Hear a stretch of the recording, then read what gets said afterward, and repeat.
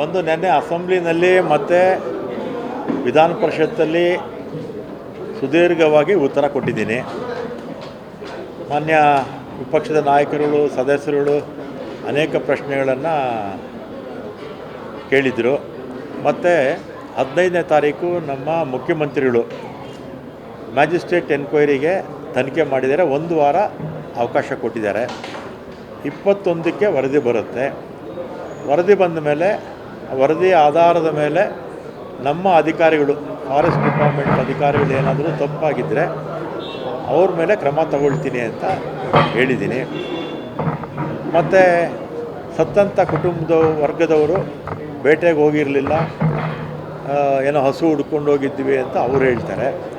ಸತ್ಯಾಸತ್ಯತೆ ಆಚೆ ಬರಬೇಕಾಗಿದ್ದರೆ ನಮ್ಮ ಮ್ಯಾಜಿಸ್ಟ್ರೇಟ್ ತನಿಖೆ 21ನೇ ತಾರೀಕು ನಮ್ಮ ಕೈ ಸೇರುತ್ತೆ. 1 ವಾರ, 15ನೇ ತಾರೀಕಿಂದ 1 ವಾರ ಟೈಮ್ ಕೊಟ್ಟಿದ್ವಿ.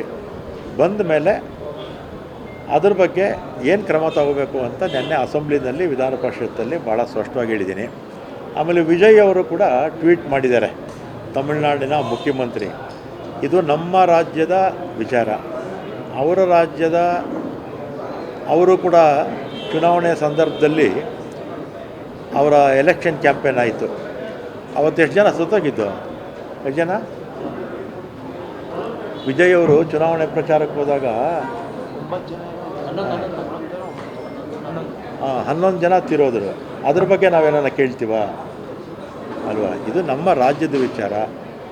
ಅವರು ಸತ್ತಿರ್ತಕ್ಕಂಥವರು ತಮಿಳ್ನವ್ರು ಇರ್ಬೋದು, ತಮಿಳ್ನವರಾದರೂ ಅವರು ಕನ್ನಡಿಗರೇ. ಯಾವುದೇ ಭಾಷೆಯವರು ಇರ್ಬೋದು, ಯಾವುದೇ ಜಾತಿಯವರು ಇರ್ಬೋದು, ಅವರು ಕನ್ನಡಿಗರೇ. ಅವ್ರಿಗೇನಾದರೂ ಅನ್ಯಾಯ ಆಗಿದ್ದರೆ ಸಮಿತಿ ವರದಿ ಬಂದ ಮೇಲೆ ನಾವು ಕ್ರಮ ತಗೊಳ್ತೀವಿ ಅಂತ ಹೇಳಿದ್ದೀವಿ. ನಮ್ಮ ಅಧಿಕಾರಿಗಳ ಮೇಲೆ ಕಠಿಣ ಕ್ರಮ ತಗೊಳ್ತೀವಿ ಅಂತ ಹೇಳಿದ್ದೀವಿ. ಅವ್ರ ಭಾಷೆ ಯಾವುದೇ ಇರಲಿ, ಜಾತಿ ಯಾವುದೇ ಇರಲಿ, ಧರ್ಮ ಯಾವುದೇ ಇರಲಿ, ಅವರೆಲ್ಲ ಕೂಡ ಕನ್ನಡಿಗರೇ, ಕರ್ನಾಟಕ ರಾಜ್ಯದವರೇ.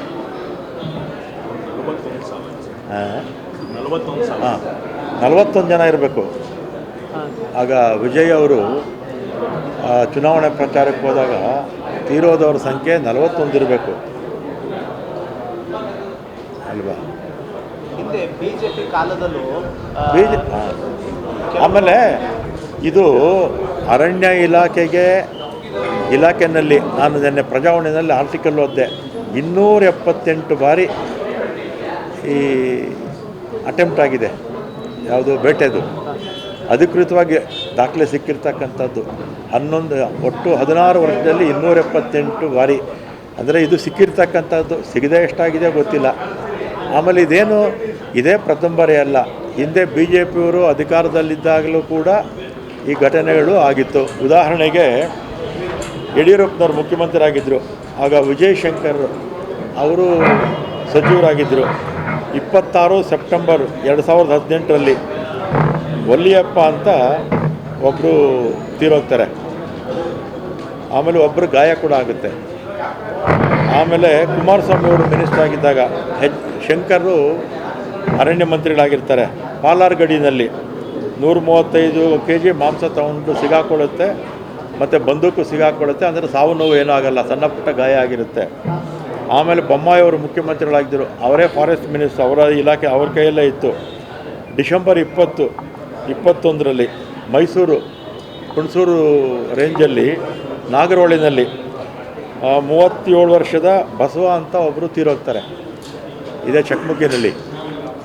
ಆಮೇಲೆ ಮಾರ್ಚ್ 29, 23, 23ನೇ ವರ್ಷ ಬನ್ನೇರುಘಟ್ಟದಲ್ಲೂ ಕೂಡ ಒಂದು ಡೆತ್ ಆಗುತ್ತೆ.